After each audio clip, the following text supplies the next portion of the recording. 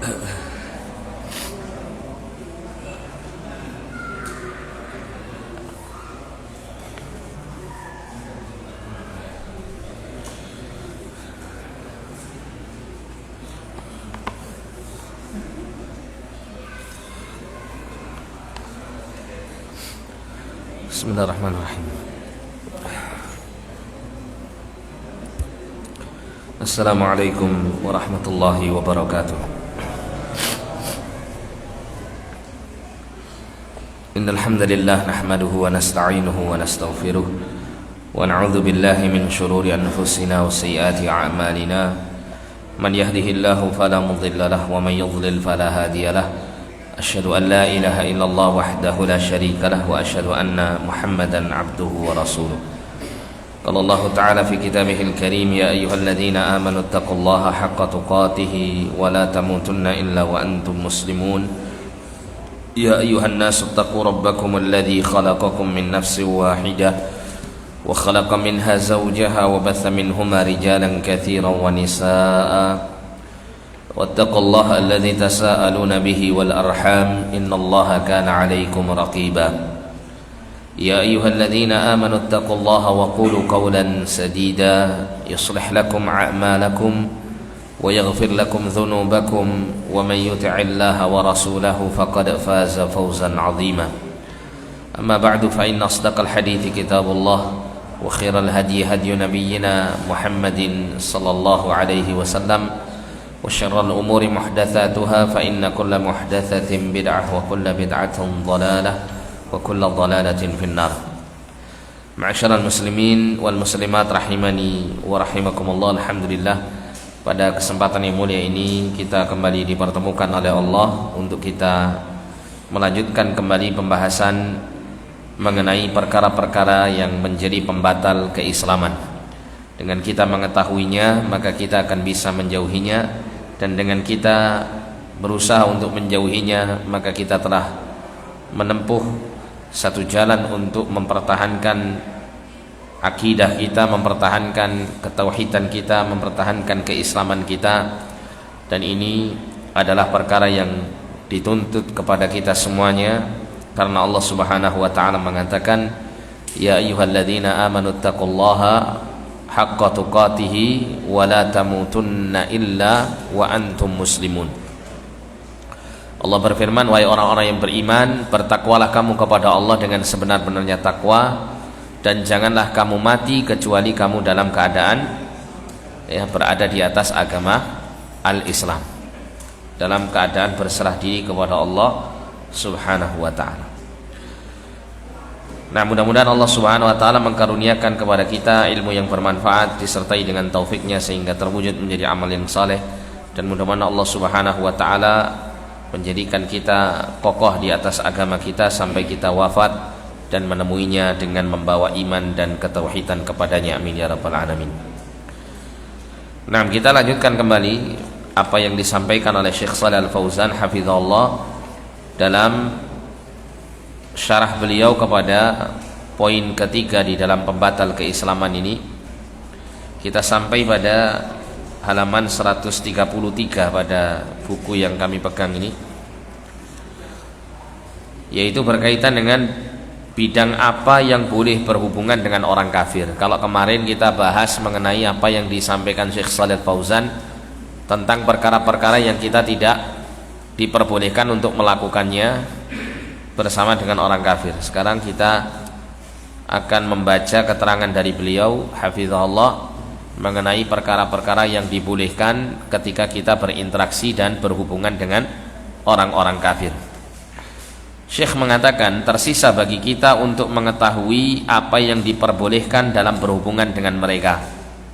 Ada beberapa hukum yang dibolehkan bagi kita untuk terlibat dengan mereka, karena bukan bagian dari berkasih sayang dengan mereka atau mencintai mereka, akan tetapi bagian dari hal yang diperbolehkan dan saling memberi manfaat. Jadi saling memberi manfaat itu tidak selalu didasari oleh loyalitas dan kasih sayang, ya.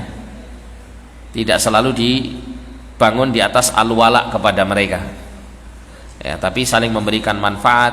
Ini adalah perkara yang ya, perkara yang biasa dilakukan oleh manusia satu dengan manusia yang lainnya, ya, agar kehidupan itu berjalan dengan baik, ya, maka tentu satu pihak akan berusaha untuk saling memberikan manfaat kepada pihak-pihak yang lain. Dibolehkan bagi kita untuk yang pertama berhubungan dengan orang-orang kafir dalam hal perdagangan, maka boleh kita berjual beli dengan mereka. Jadi ketika kita, ya, berinteraksi dengan mereka, salah satu interaksi yang dibolehkan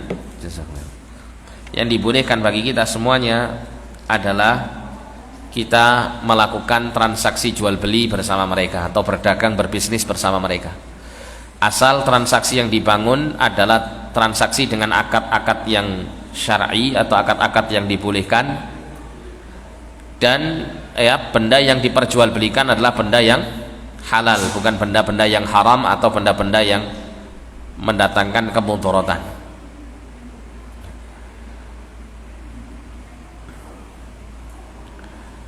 Dan ketika kita berjual beli bersama orang kafir, maka tidak dituntut bagi kita ini untuk mengetahui asal muasal harta yang digunakan muamalah oleh mereka kepada kita, ya. Ada orang itu yang terlalu ekstrim dan hulu. Kalau kita berdagang dengan orang kafir, kita nggak tahu orang kafir ini dia dapat duitnya dari apa. Bisa jadi dia dapatnya dari jalan yang halal, bisa jadi dapatnya dari jalan yang haram. Itu tidak dituntut kita untuk mengetahui dan mencari-cari pengetahuan terhadap hal itu, ya, seperti yang dilakukan oleh Rasulullah SAW ketika beliau tinggal di kota Madinah, ya. Nabi SAW berinteraksi dengan orang-orang Yahudi di kota Madinah dan berdagang berjual beli bersama mereka. Kaum muslimin kala itu pun juga demikian, ya. Orang-orang Yahudi memiliki pasar yang terkadang kaum muslimin mendatangi pasar mereka untuk berjual beli di sana, dan ini tidak terlarang, ya. Padahal Rasulullah dan para sahabat telah mengetahui, bahkan seluruh penduduk Madinah itu maklum, mengetahui betul apa yang sering dilakukan orang-orang Yahudi. Di antaranya adalah mereka suka untuk menjadi rentenir, suka hal-hal yang berbau riba, ya. Riba-riba yang berkaitan dengan hutang piutang itu mereka adalah golongan yang suka melakukan hal yang demikian,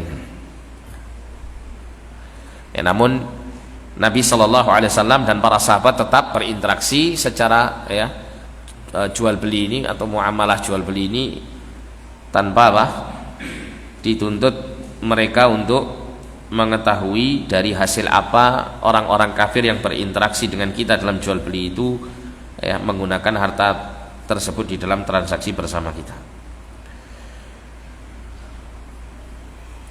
Kemudian yang kedua, memanfaatkan pengalaman mereka dan menyewa mereka untuk melaksanakan suatu pekerjaan yang tidak bisa dilakukan oleh kaum muslimin. Jadi boleh memanfaatkan tenaga dan jasa yang mereka miliki, keterampilan yang mereka punya, skill yang mereka, ya, miliki, itu boleh kita menyewa dan menggunakan skill mereka tersebut dalam hal-hal yang mendatangkan kemanfaatan bagi kehidupan kita kaum muslimin. Dikatakan di sini bukan menyewa mereka dan mengangkat mereka atas perkara-perkara yang khusus bagi kita, seperti menjadikan mereka sebagai menteri atau anggota dewan pertimbangan. Jadi bukan bukan memberikan kepada mereka tempat-tempat strategis yang sifatnya adalah merupakan jabatan atau tempat yang bisa menentukan keputusan-keputusan dan kebijakan-kebijakan yang sangat mempengaruhi kepada kehidupan kaum muslimin secara keseluruhan, ya, bukan demikian, ya. Namun hanya sekedar hal-hal yang membantu kaum muslimin untuk bisa menjalankan kehidupan duniawi mereka dengan baik, ya. Ya, tanpa memiliki peluang, ya, atau memberikan peluang kepada mereka untuk bisa menguasai kaum muslimin dan kepentingan-kepentingan serta, ya, aset-aset mereka. Nah, ini termasuk bagian daripada hal yang dibolehkan. Namun kalau sudah berada pada tingkatan di mana kaum muslimin memberikan celah yang lebar-lebarnya untuk orang-orang kafir itu menguasai diri mereka, maka ini dilarang. Maka ini dilarang, dan ini ya dikhawatirkan hal itu terjadi karena ada loyalitas besar kepada orang-orang kafir tersebut. Ini sudah masuk dalam kategori wala kepada mereka ya. Tapi kalau hanya sekedar misalnya ada orang kafir ini memang ahli dalam dunia komputer misalnya, kita meminta kepada dia untuk membuat sebuah program atau sistem tertentu yang dibutuhkan untuk perusahaan kita atau hal-hal yang serupa dengan itu, maka tidak mengapa, tidak ada masalah ya, tidak masalah. Atau misalnya dia memiliki keterampilan tertentu, bisa membuat sebuah teknologi tertentu yang kita membutuhkannya ya, kita manfaatkan jasa dan kemampuan skillnya untuk membantu dalam hal-hal kehidupan kita duniawi, maka ini hal yang tidak dipermasalahkan. Akan tetapi menyewa mereka untuk melakukan pekerjaan yang mereka lakukan sementara mereka tetap jauh dari urusan rahasia kaum muslimin ya, urusan-urusan penting kaum muslimin, seperti mendirikan bangunan-bangunan, mendirikan pabrik-pabrik ya, seperti di Saudi Arabia itu banyak orang-orang kafir yang bekerja di negeri Saudi Arabia dari Filipina dan dari beberapa negara yang lain. Itu datang ke Saudi Arabia, ada di antara mereka yang bekerja sebagai karyawan di rumah sakit, atau bekerja sebagai sopir, atau bekerja sebagai tukang-tukang bangunan ya. Yang seperti ini tidak ada masalah. Ada juga yang bekerja yang sifatnya memiliki skill profesional, misalnya bekerja ya dalam mengoperasikan mesin-mesin tertentu misalnya untuk pertambangan dan semacamnya. Ini ada gitu ya, ada, dan itu dibolehkan ya, tidak dilarang atau tidak diharamkan. Namun apabila ya kaum muslimin misalnya ya mengutamakan muslim yang lain, apabila ada di antara kaum muslimin itu yang mereka memiliki skill-skill yang semacam ini, maka ini tentu lebih baik ya, lebih baik. Namun apabila kita misalnya menemukan ada dua muslim, ada satu muslim yang tidak cakap, atau satunya kafir tapi cakap, dia profesional misalnya, apakah boleh kita memilih orang kafir ini dalam urusan pekerjaan-pekerjaan kita yang sifatnya seperti yang disebutkan tadi, mengutamakan dia daripada yang muslim? Maka ini bukan perkara yang dilarang ya. Ada sebagian orang mungkin berpahaman, loh ya tetap kita utamakan yang muslim, jangan yang kafir. Ya kita katakan ini bukan perkara ranah-ranah yang terlarang, bukan mengenai loyalitas kita kepada kaum muslimin, bukan perkara itu ya. Misalnya kalau kita tetap memaksakan mengambil jasa orang muslim ini, ternyata banyak hal-hal yang kita harapkan dari apa yang kita inginkan itu ternyata tidak terpenuhi dengan baik ya. Sedangkan ketika kita menggunakan jasa orang kafir tersebut, kita mendapatkan semua yang kita butuhkan dari skill dan jasanya, misal demikian. Nah, maka boleh kita mengutamakan orang kafir itu daripada orang muslim. Ini bukan satu hal yang dilarang. Nabi SAW pernah menyewa seorang kafir untuk menunjukkan jalan dalam perjalanan hijrah. Beliau menyewa Abdullah bin Uraikid untuk menunjukkan arah jalan karena ia adalah seorang penunjuk jalan yang ahli. Jadi Rasul pernah menggunakan jasa orang kafir ketika beliau hijrah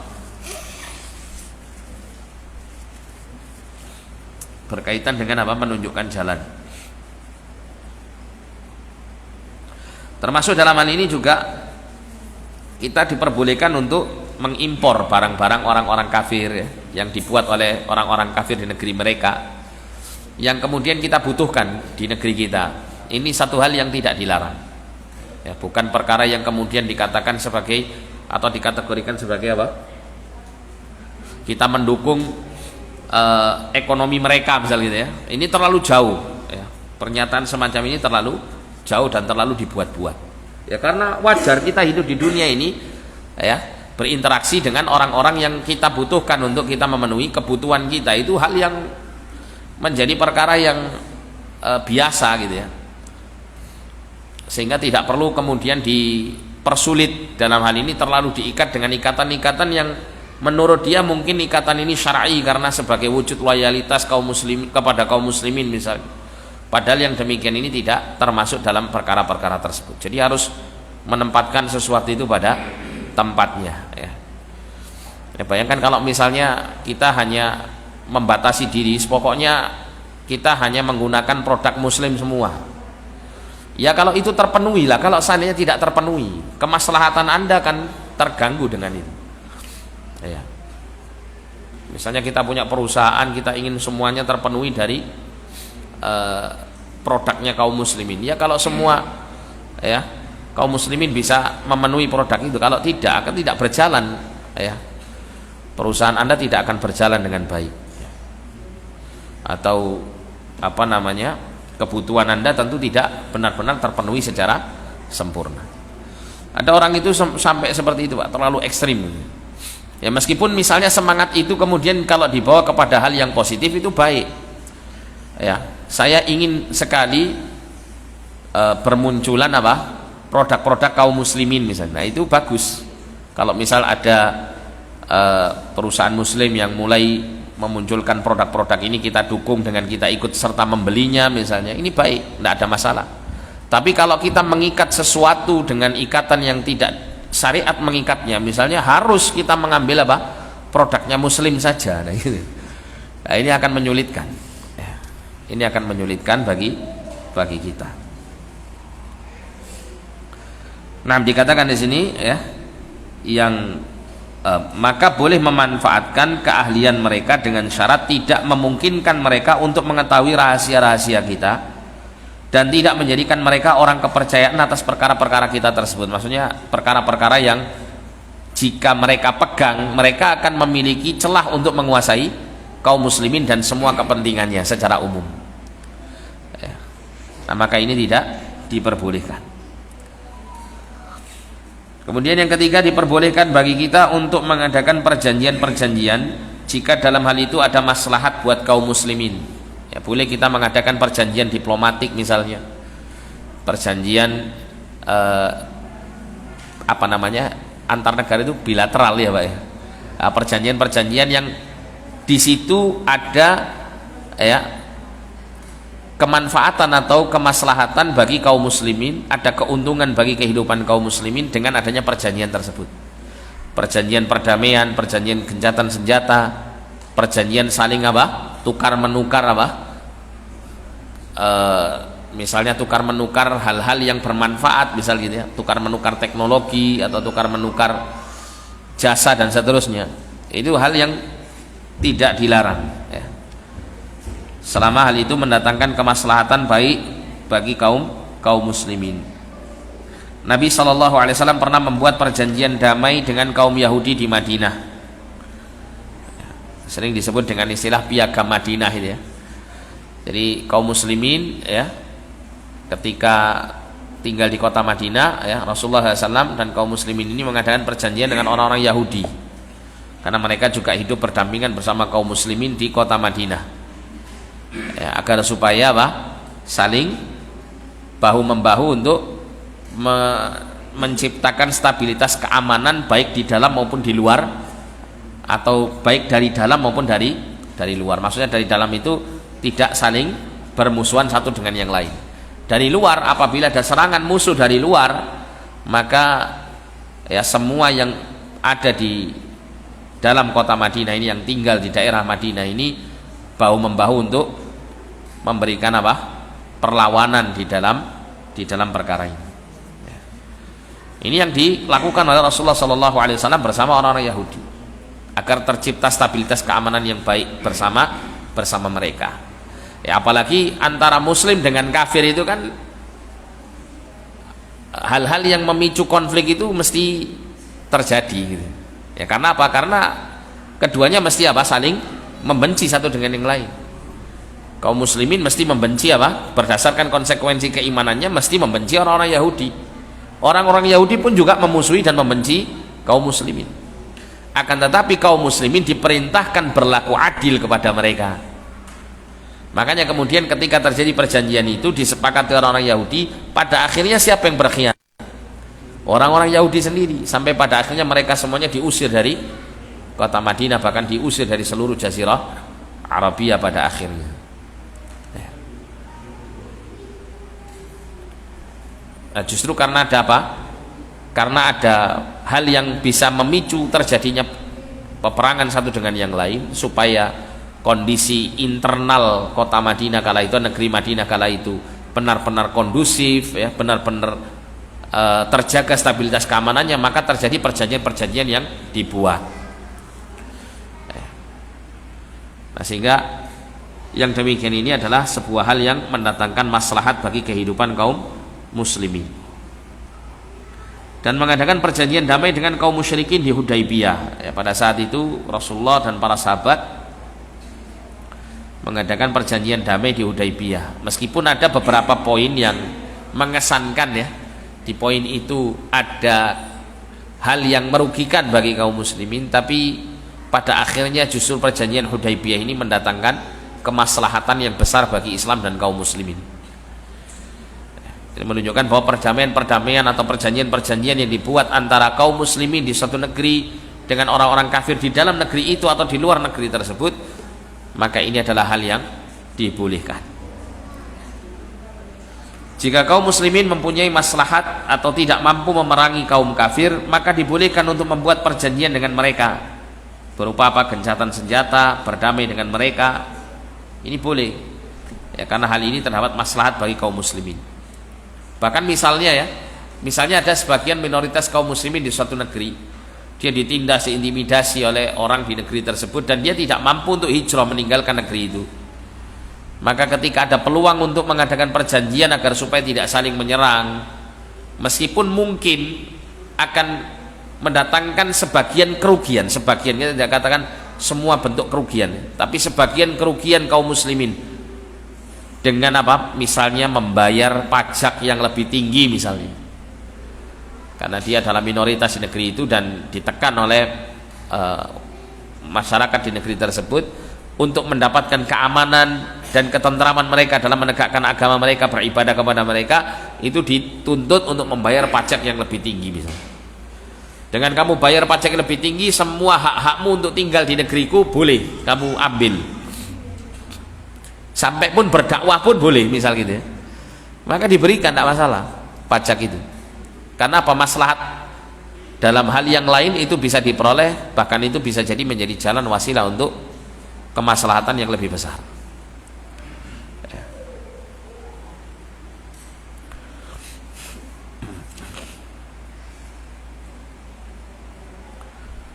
Nah, sehingga, ya, hal-hal yang demikian diperbolehkan untuk dibuat antara kaum muslimin dengan orang-orang kafir.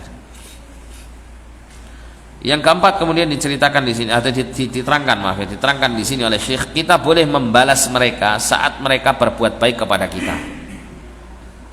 Ya, ini berlaku sifat membalas, ya, maksudnya membalas kebaikan dengan kebaikan.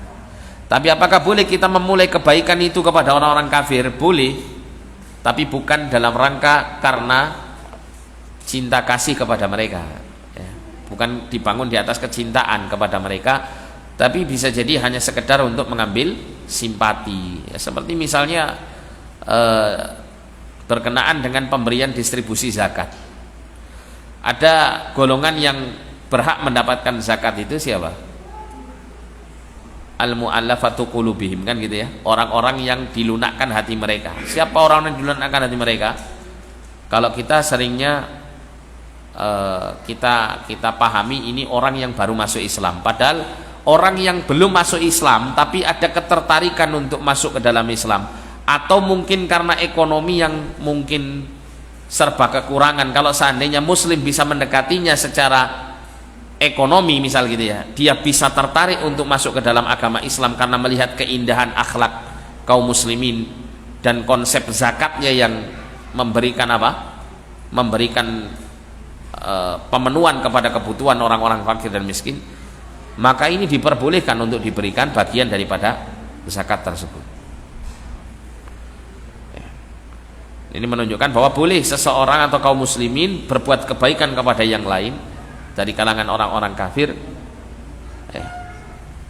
dalam rangka untuk apa? Dalam rangka untuk dakwah, untuk menanamkan simpati mereka agar mereka tertarik dan mengenal agama kita, dan kemudian berharap agar supaya apa? Agama kita ini akan menjadi pilihan utama bagi kehidupannya. Karena kalau seandainya kita tidak berinteraksi sama sekali dengan menampakkan akhlak mulia kita kepada mereka, yang salah satunya adalah kita memberikan kebaikan-kebaikan kepada mereka, maka bagaimana kebaikan-kebaikan Islam ini bisa dikenal oleh mereka? Kan tidak bisa, gitu ya. Sehingga yang dimaksud oleh Syekh di sini, poin yang keempat itu adalah berkenaan dengan apa? Membalas kebaikan dari kebaikan orang kafir tersebut. Ya. Itu boleh asal apa? Membalas kebaikan itu bukan disertai oleh rasa cinta dan simpati kepada mereka, enggak. Maksudnya demikian. Karena kebanyakan kita dapati orang itu kalau diberi kebaikan oleh pihak yang lain itu kan pada akhirnya ketika kita membalas kebaikan itu kita kan timbul rasa simpati kepadanya, atau terdorong kebaikan yang kita berikan itu karena simpati kita atas kebaikan orang tersebut kepada kita, yang itu merupakan salah satu jalan untuk kita mencintai dan menyukai orang yang berbuat baik kepada kita tersebut. Bisa dipahami ya? Seperti itu. Contoh misalnya Anda tidak mengenal si A misalnya, tiba-tiba si A datang memperkenalkan diri, kemudian menyampaikan sebuah hadiah atau pemberian kebaikan kepada kita, yang awalnya kita nggak kenal sama sekali dengan si A, timbul rasa apa? Simpati kita kepada si A. Akhirnya kita pun membalas kebaikannya dengan adanya apa? Disertai rasa simpati dan suka kepada si A tersebut. Mulai ada rasa cinta, rasa tertarik, rasa simpati kepada si A ini ketika kita membalas kebaikannya dengan kebaikan pula. Nah, yang dimaksud dengan poin keempat ini adalah boleh kita membalas kebaikannya orang kafir ketika berbuat baik kepada kita, tapi jangan disertai dengan rasa simpati dan cinta kepada mereka. Tidak boleh. Ada perbedaan di situ ya. Harus, poin yang terakhir ini harus digarisbawahi.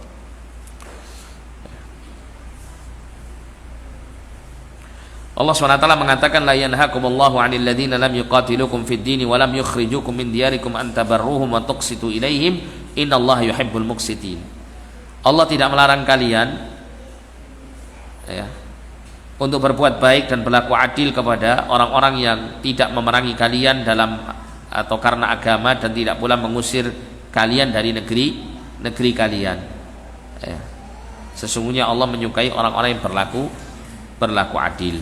Jadi Allah tidak melarang kita untuk berbuat kebajikan dan berlaku adil kepada orang-orang kafir yang mereka menjalin hubungan baik kepada kita.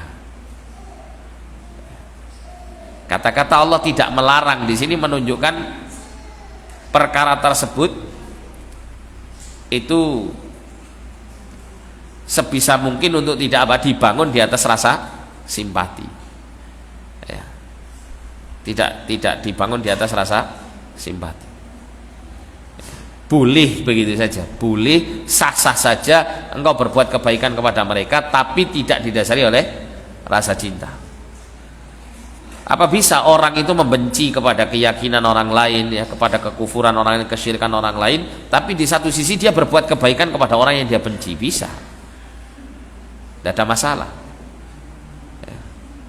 Termasuk juga kita berinteraksi dengan interaksi duniawi, bisa. Wong benci itu tempatnya di hati. Misalnya kita masuk di sebuah toko besar gitu, kita butuh barang-barang kita itu di situ, kita beli di situ, tapi dalam hati kita, toko sebesar ini kebutuhan kaum muslimin banyak semua di sini, tapi sayangnya yang punya kafir. Kan bisa saja ada kebencian kita kepada si pemilik toko itu, tapi di satu sisi kita tetap berinteraksi dengan baik bersama dia, tidak ada masalah. Karena kebencian itu ada di dalam hati.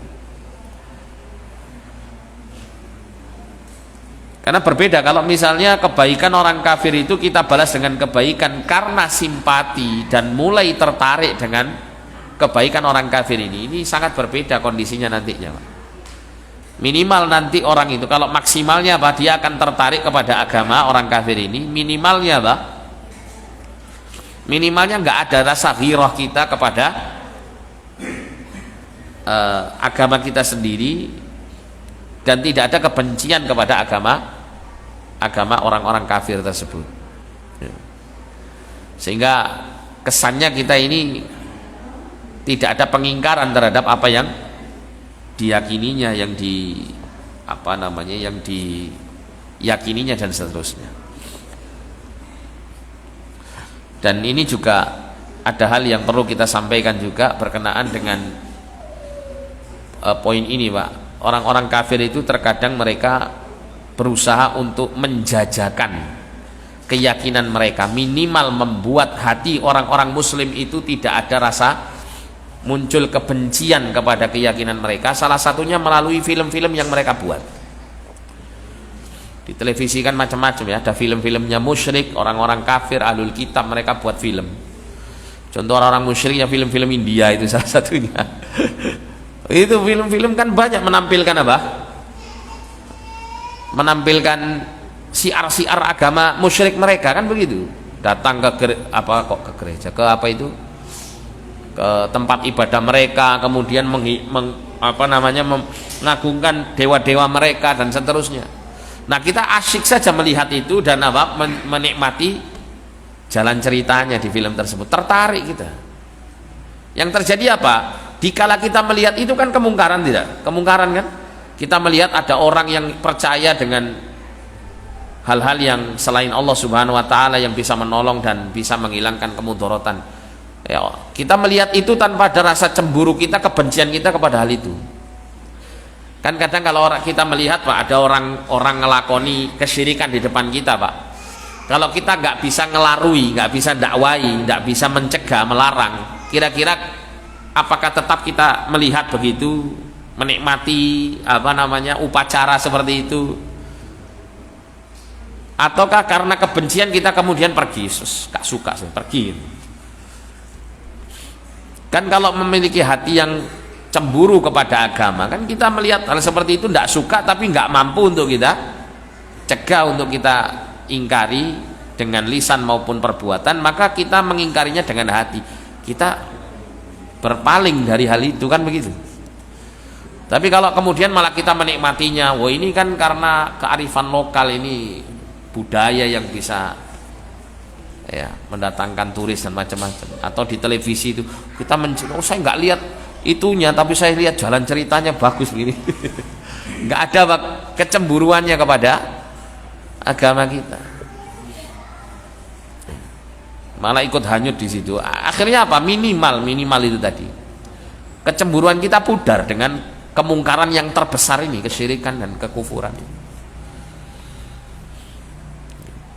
Padahal kalau kaum muslimin yang mendominasi gitu ya, memiliki kekuatan, itu dakwah tauhid, dakwah yang sifatnya menegakkan amar ma'ruf nahi mungkar ini sifatnya bukan hanya bilisanil maqal, tapi juga apa?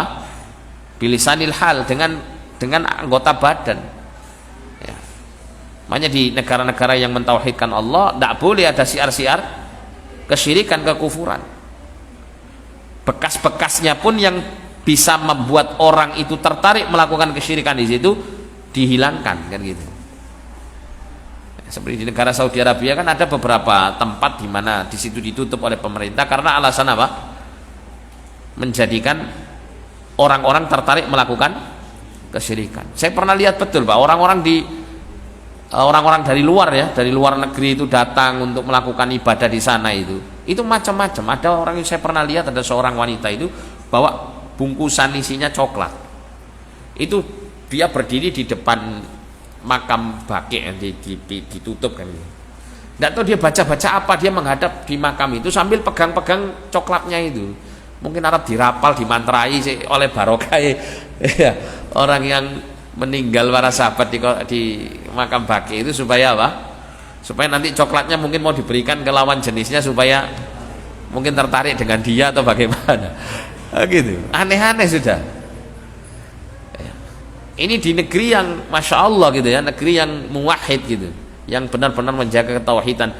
Jadi ada beberapa situs-situs peninggalan bersejarah itu yang sampai ya ditutup atau bahkan sampai dihilangkan bahkan, karena melihat kemaslahatan lebih besar untuk menghilangkan atau menutupnya daripada membukanya.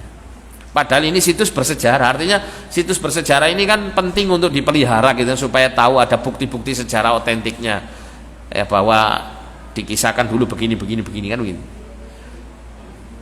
Tapi kalau ini misalnya ya bisa menjadikan orang-orang pengunjung negeri itu banyak melakukan kekufuran, ya mending ditutup atau bahkan mungkin dibongkar untuk menyelamatkan akidah umat. Itu lebih utama karena kemaslahatannya lebih besar, kemudaratan yang dihilangkan juga lebih besar daripada sekedar apa? Menjaga situs-situs bersejarah tersebut. Kan ada tuduhan-tuduhan ya dari negara Saudi itu banyak menghancurkan ini apa situs bersejarah ya, yang seharusnya harus dijaga, wong itu erat kaitannya dengan perjalanan hidup Nabi dan seterusnya. Nah alasannya apa? Harus dilihat gitu. Ya, alasannya harus dilihat.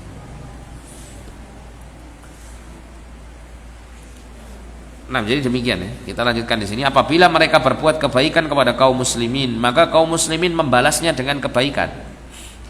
Ini bukan karena mencintai mereka, nah ini di garis bawahi, tapi ini mengenai saling membalas kebaikan saja ya. Seorang bapak yang kafir, maka bagi anaknya harus tetap berbakti kepadanya tanpa harus mencintainya ya, tanpa harus mencintainya. Allah SWT mengatakan wa wasainal insana biwalidayhi hamalathu ummuhu wahnan ala wahni wa fisaluhu fi amaini an ishkur li wa liwalidayka ilayyal masir. Wa in jahadaka ala an tusyrika bima laysa laka bi ilmun fala tuti'huma wa sahibhuma fid dunya ma'rufa wattabi' sabila man anaba ilai. Kata Allah Subhanahu wa taala dalam Quran surah Luqman ayat 14 sampai 15, dan kami perintahkan kepada manusia untuk berbuat baik kepada dua orang ibu bapaknya, kedua orang tuanya maksudnya. Ibunya telah mengandungnya dalam keadaan lemah yang bertambah-tambah dan menyapihnya dalam 2 tahun. Bersyukurlah kepadaku dan kepada dua orang ibu bapakmu, hanya kepadakulah kembalimu.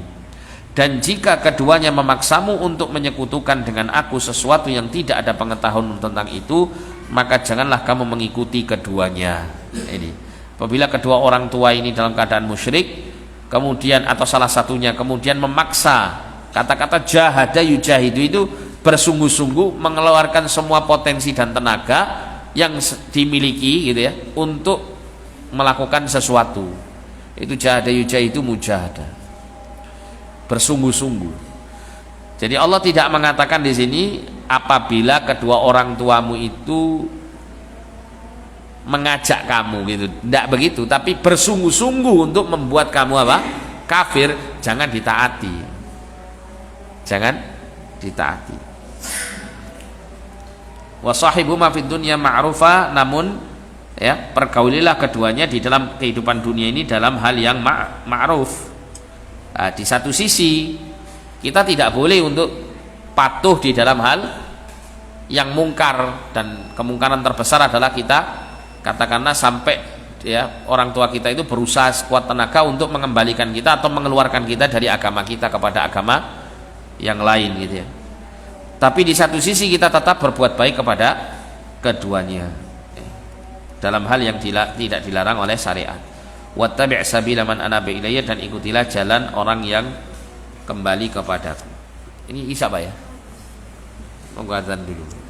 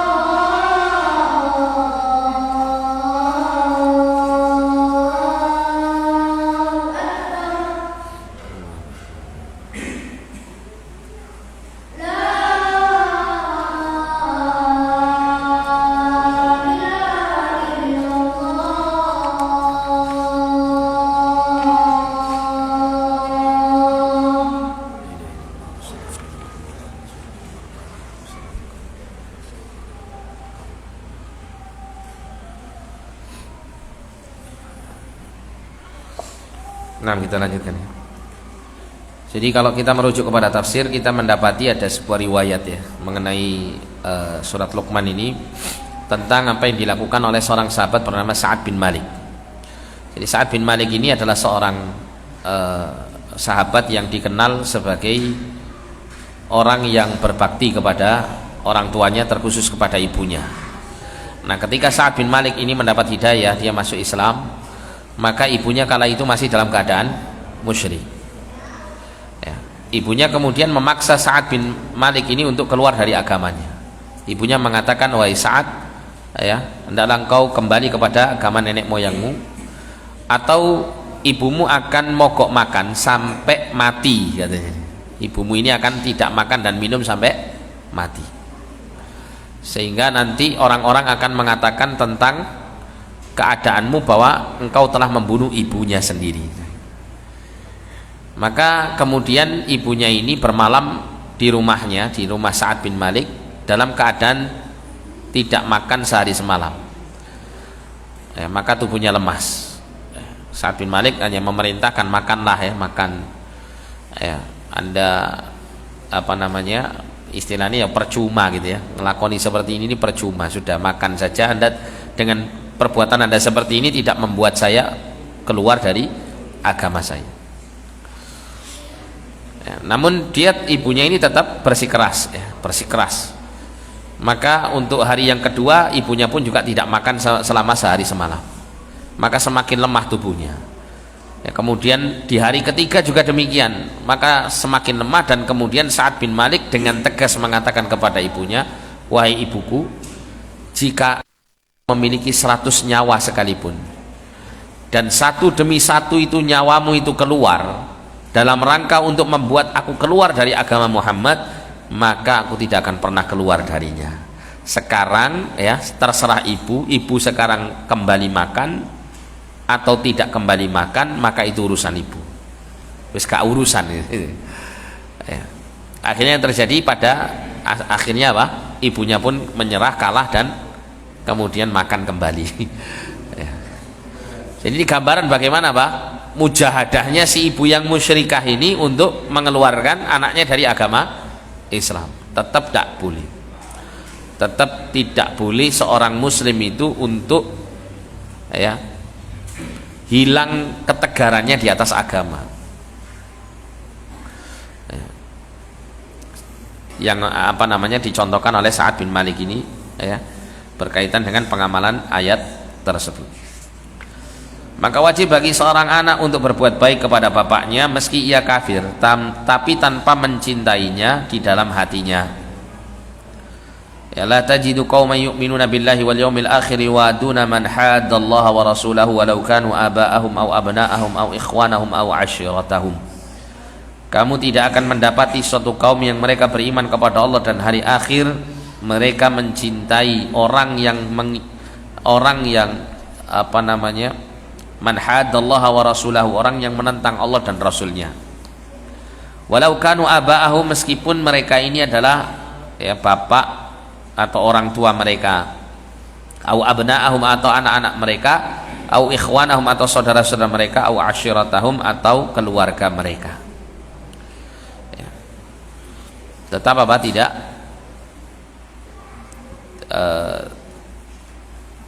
tidak ada rasa cinta kepada mereka. Dan kalau kita perhatikan Pak, terkadang sebaliknya pun juga begitu.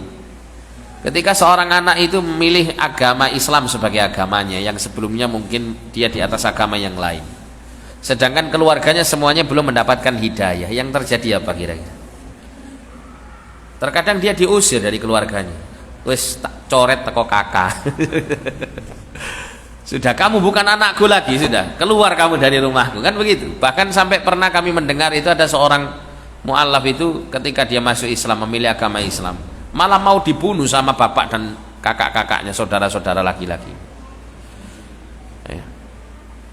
Jangankan yang pindah agama, mau pindah organisasi, pindah anu saja bisa begitu kok.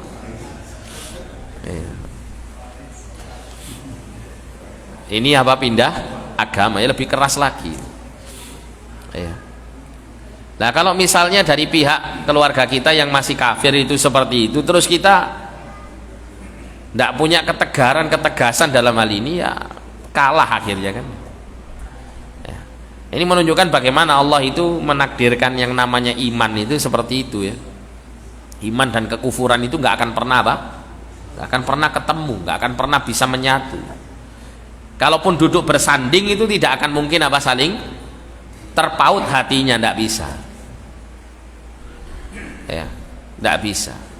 Kalau sudah terpaut mesti yang kalah iman, Pak. Kalau iman sama kafir duduk terpaut hatinya, mesti yang kalah siapa? Orang beriman kalah. Keimanannya berarti luntur di situ. Sehingga memunculkan statement yang aneh-aneh gitu ya, mengatakan orang kafir itu juga sama dengan kita, mereka juga ada keinginan untuk masuk surga. Surga itu luas seluas langit dan bumi, masa ditempati cuman oleh orang Islam saja. Akhirnya kan begitu. Dan Anda tahu kenapa orang-orang seperti ini mengatakan demikian? Karena diantaranya ya, cara-cara orang kafir itu untuk melunturkan iman mereka itu, mereka cari orang-orang lemah tapi punya pengaruh. Mungkin mereka ini ya orang yang mungkin di organisasi tertentu itu dia cenderung condong kepada istilahnya dia memiliki prestasi-prestasi dunia, misalnya dia sebagai ketua kepemudaan atau apa begitu ya, ada potensi gitu, tapi secara ilmu agama lemah sekali. Nah orang-orang seperti ini yang direkrut, dibawa ke luar negeri ya, di Eropa, Amerika, kemudian di sana bertemu dengan orang-orang orientalis, orang-orang barat yang mempelajari ilmu agama, dan kelihatan di situ luar biasa akhlaknya, baiknya demikian dan demikian gitu ya. Sampai pada akhirnya mereka pun menganggap cerminan agama Islami harusnya begini gitu. Karena membandingkan orang-orang di sekitarnya, bukan membandingkan ajaran Islamnya, orang-orang di sekitarnya dengan orang-orang di sekitarnya kala itu, di saat itu sekarang bersama orang-orang kafir ini. Apalagi melihat kemajuan ilmiahnya gitu ya, yang mengesankan bahwa negara-negara mereka ini adalah negara-negara yang maju dan seterusnya.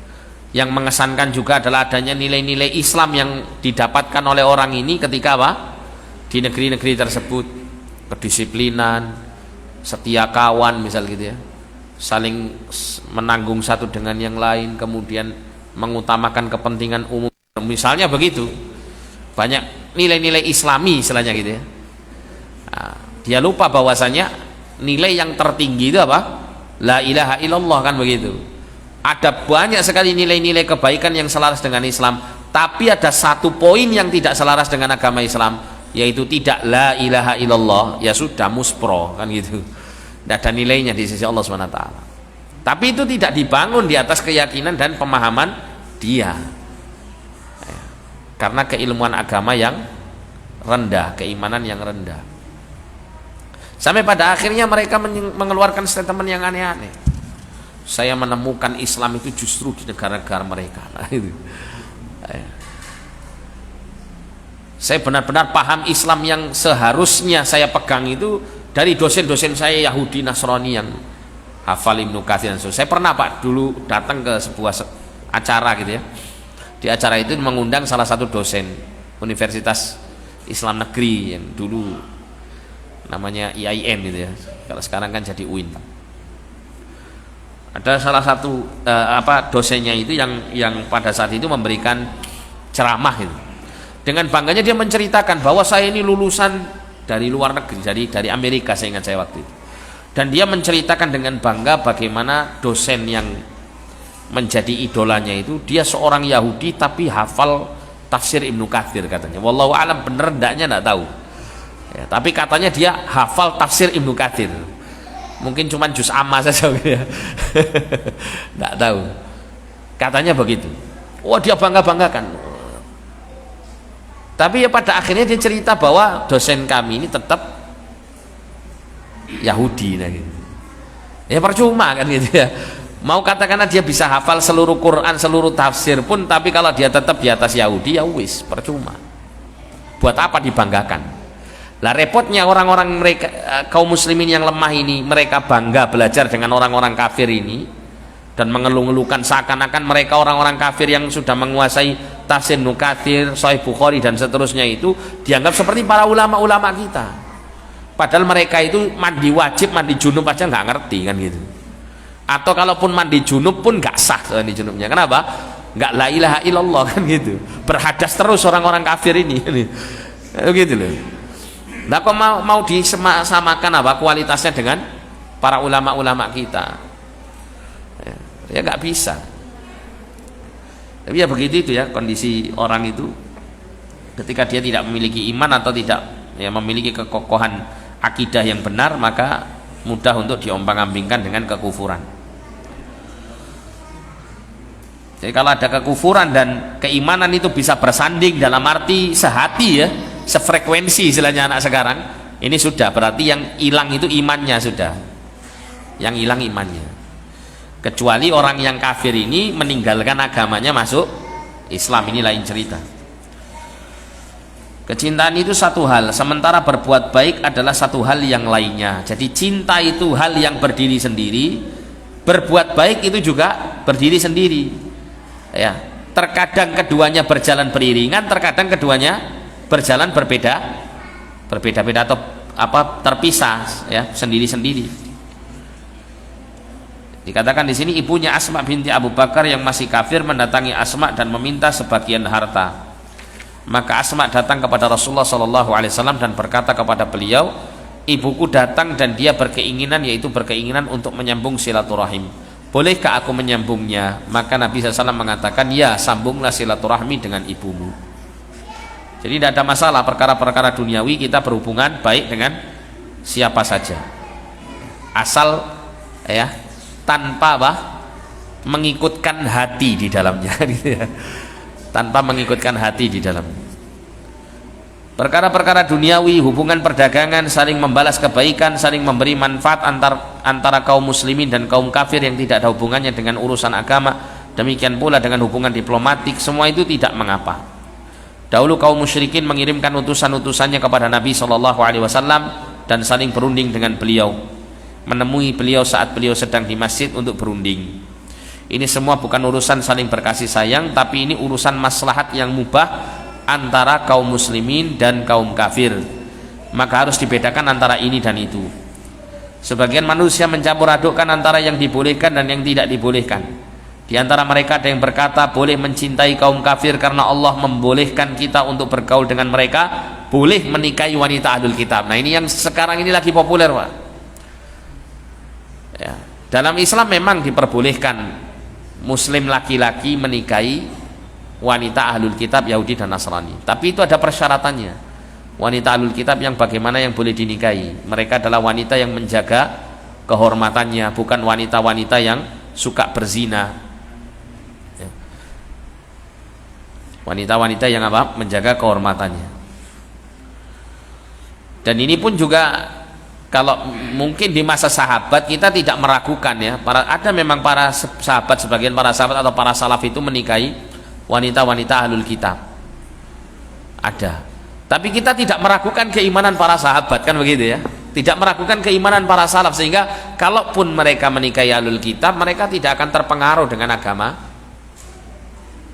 istrinya tersebut. Lah kalau sekarang Mbak, kira-kira lo ya, meskipun hukumnya boleh katanya, selama persyaratan itu masuk, tapi ada ndak kemaslahatan agama bagi dia, atau bisa ndak si lelaki ini membuat istrinya pada akhirnya itu ikut agamanya? Malah dikhawatirkan malah jadi aneh dan gaduh-gaduh. Saya sering menemukan ada keluarga itu, beberapa kali Pak, ada beberapa keluarga itu jadi lucu. Benar, suaminya laki-lakinya ini muslim, istrinya ini non muslim yang dari ahlul kitab. Dan saya tidak meragukan si wanita ahlul kitab ini bahwa dia orang yang menjaga kehormatannya, artinya bukan pezina. Nah ketika menikah, jeleknya nanti mereka punya perjanjian,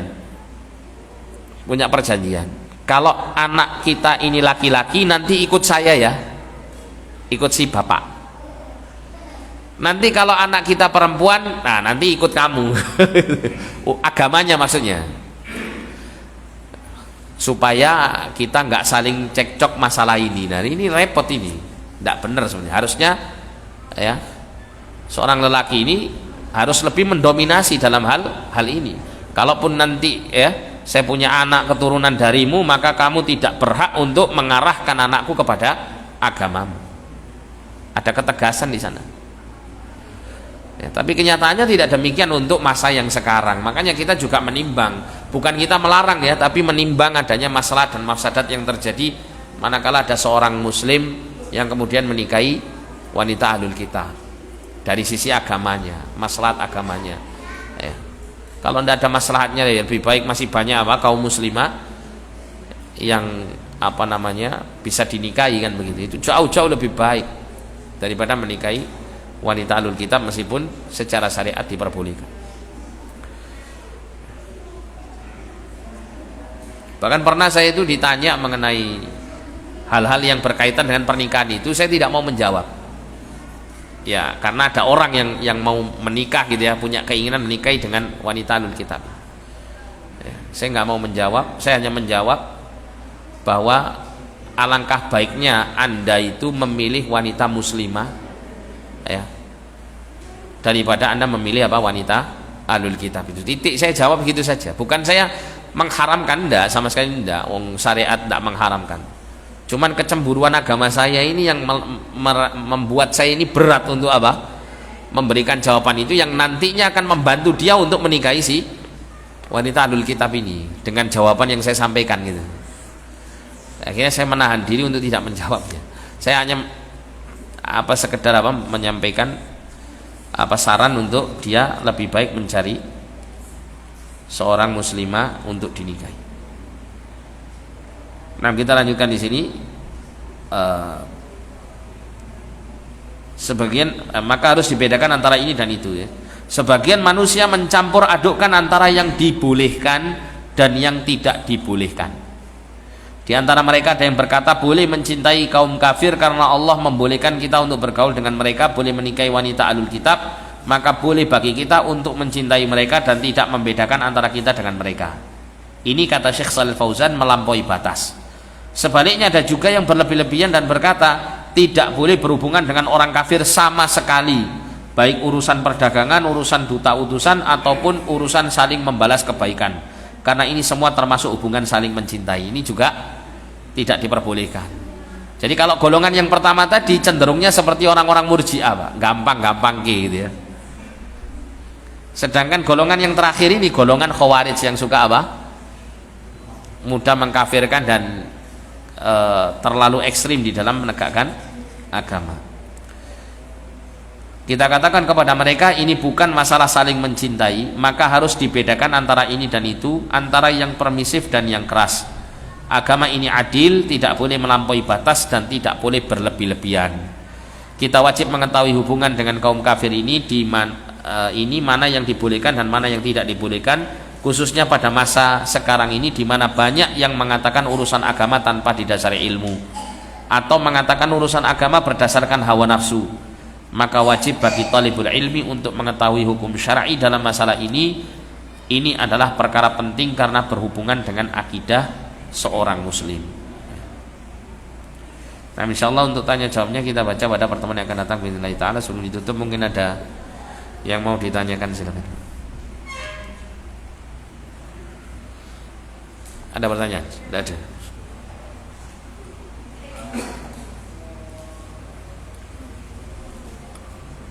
Nah, kalau tidak ada kita cukupkan di sini ya.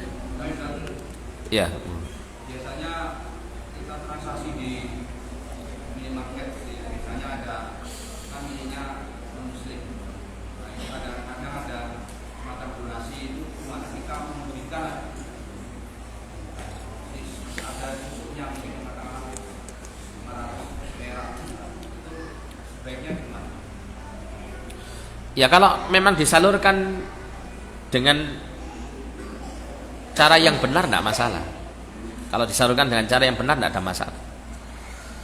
Tapi kalau disalurkannya itu dengan cara yang tidak benar, kemudian mengesankan gitu ya, mengesankan adanya yang mendonasikan itu, mengesankan ini adalah usahanya orang kafir itu gitu ya, sehingga di situ kita semakin memperkokoh kedudukannya misal gitu ya, maka ini tidak boleh ya. Saya tidak tahu bagaimana pendistribusian uang yang didonasikan itu seperti apa teknisnya ketika disampaikan kepada yang berhak menerima. Tapi kalau seandainya itu yang terjadi, maka lebih baik dihindari, ya. Lebih baik dihindari. Wallahu a'lam bishawab. Ya.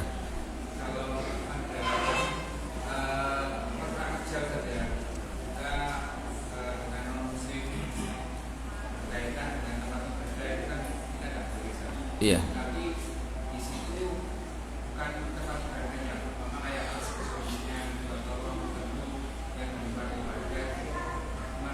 Masih berhubungan dengan tempat ibadah. Tapi nah makanya, tapi masih dikatakan itu komplek tempat ibadahnya. Iya, paham sih. Ya kalau memang itu mendukung secara langsung, ya ndak boleh, ditinggalkan aja. Mendukung sana. Misalnya ya pemasangan AC, ya kan? Ini kan mendukung secara langsung. Yang tidak mendukung secara langsung ini gimana? Anda buka warung di depan gereja, itu ndak secara langsung. Dengan niat Anda jualan, ya, bukan untuk mendukung orang-orang ya yang datang ke gereja itu untuk supaya sarapan dengan nyaman di situ, ndak. Tapi memang niatnya memang jualan gitu. Kebetulan memang Anda dapat tempat di situ, ya sudah saya jualan di situ. Itu ndak mendukung secara langsung. Atau ada orang misalnya ya, mohon maaf, jualan pentol di depan sekolah Nasrani misal gitu ya. Berhenti di situ, orang-orang Cina yang beli misalnya, ndak ada masalah. Ndak mendukung secara langsung. Tapi kalau ikut serta dalam hal-hal yang secara langsung itu berkenaan dengan pengamalan agamanya, ini yang tidak boleh. Nah sekarang itu merupakan bagian dari komplek peribadatannya orang kafir, ya ini termasuk mendukung secara langsung. Karena kalau tidak ada itu ya nanti kurang, jalannya kurang apa? Kurang baik misalnya. Kalau tidak ada resepsionisnya ini nanti kurang nyaman orang-orang yang di dalam lingkungan tempat ibadahnya. Nah itu secara langsung gitu, mendukung. Tapi kalau sekedar menjual tadi itu mungkin saja dihubung-hubungkan, mungkin masih ada sambungannya. Kenapa? Karena kalau makan di situ nanti orangnya habis makan badannya nggak lemes, akhirnya nyanyinya semakin semangat bisa gitu di dalam. Itu kan namanya juga mendukung ya. Kita katakan itu tidak secara langsung. Kenapa? Saya niatnya jualan, nggak niatnya untuk mendukung orang ini. Siapapun yang beli silakan, kan gitu ya. Jadi berbeda gitu, berbeda. Ya. Ini berkenaan dengan kaitannya dengan mendukung hal-hal yang mungkar dan dilakukan oleh orang-orang kafir. Wallahu a'lam. Nah, saya kira cukup lah ya. Kita tutup dengan doa kafaratul majelis. Subhanakallahumma bihamdik, asyhadu an la ilaha illa anta, astaghfiruka wa atubu ilaik. Wassallallahu ala nabiyina Muhammadin wa ala alihi wa sahbihi wasallam. Wa akhiru da'wana alhamdulillahi rabbil alamin. Wa lakum minkum. Assalamualaikum warahmatullahi wabarakatuh.